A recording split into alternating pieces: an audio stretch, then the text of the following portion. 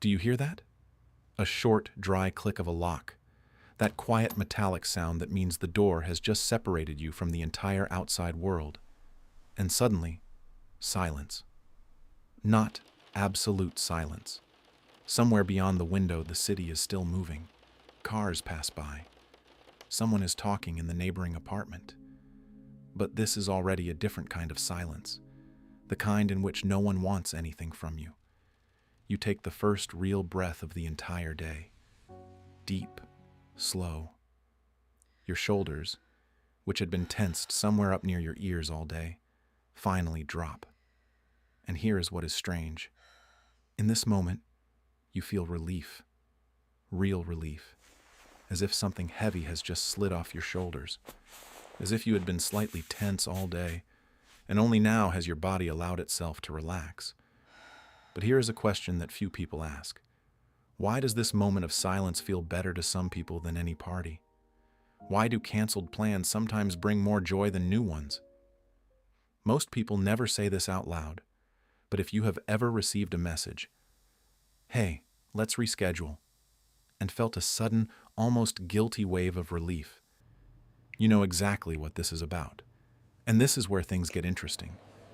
We live in a world where sociability has become the standard of normality, an active life, many meetings, a constant presence among people. If your calendar is full, you are living right.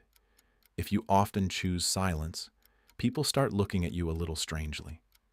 You stay home too much. You need to go out more.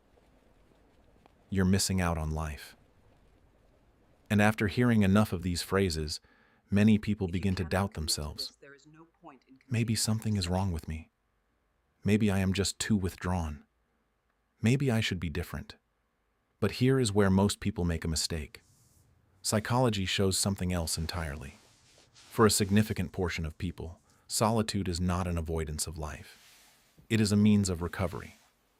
And the reason for this lies deeper than it seems. In the nervous system, research shows that roughly 1 in 5 people processes sensory and emotional information far more deeply than average. This means their brain does not simply register events. It analyzes them. It notices more details. The tone of a voice, a facial expression, the mood in a room, even the way the atmosphere of a conversation shifts.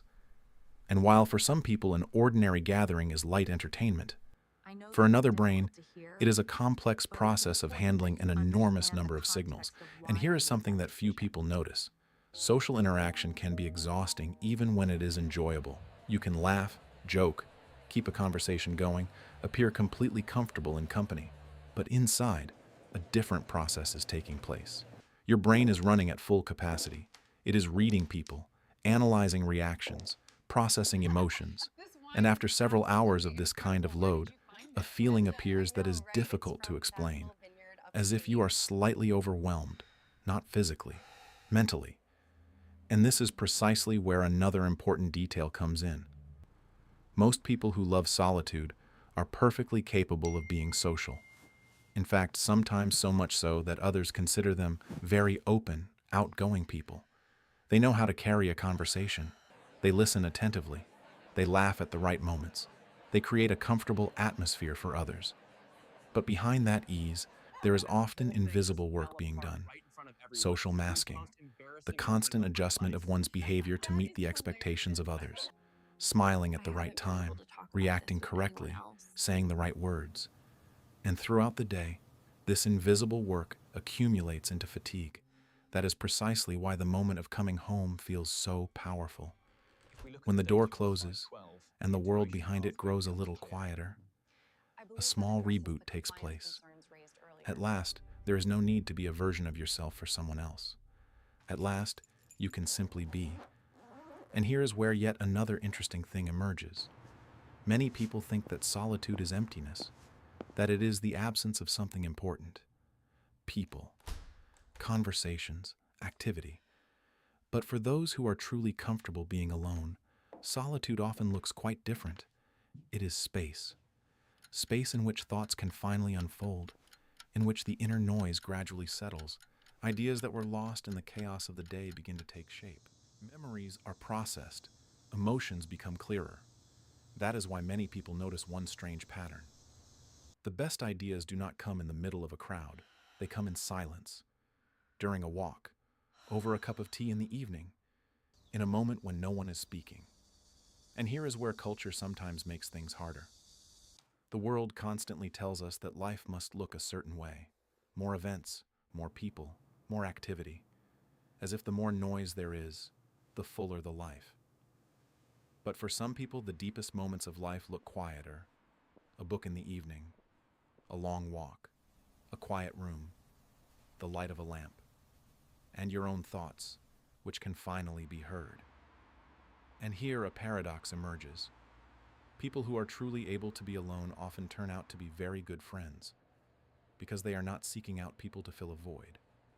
When such a person spends time with someone, it is a genuine choice, not a habit, not an automatic action, but a conscious decision. And that is precisely why their presence often feels deeper. But perhaps the most important realization comes later, after years of trying to be more social, more active, more like everyone else. In time, one simple thing becomes clear. The problem was not solitude. The problem was treating solitude as a problem. In truth, for some people, silence is a natural means of restoration, just like sleep, just like rest, just like time free from stimulation. And when a person finally accepts this, something changes. The sense of guilt disappears. The need to explain one's choices disappears. And in its place, peace arrives. So the next time you turn a key in a lock and hear that short click, pay attention to the feeling that appears right after. That deep breath, that moment of silence, that quiet relief spreading through your body. This is not escape. This is not weakness. And it is certainly not loneliness in the way culture describes it. This is a moment of alignment, a moment in which your nervous system returns to itself, when the noise of the day finally quiets, and when you stop being someone else for the world to become yourself again. And for some people, it is precisely in this silence that the most honest part of life begins. Because solitude is not escape. Solitude is alignment. If this manifesto resonated in your heart, if you recognized your own evenings and your own private thoughts in these words, know that you are not alone. We are an entire army of those who know how to be still. We are the ones who find meaning in the pauses between words, and our ability to return to ourselves is what keeps this mad, noisy world in a certain balance. Do not fear your silence. Guard it. It is you. The world demands that you be everywhere.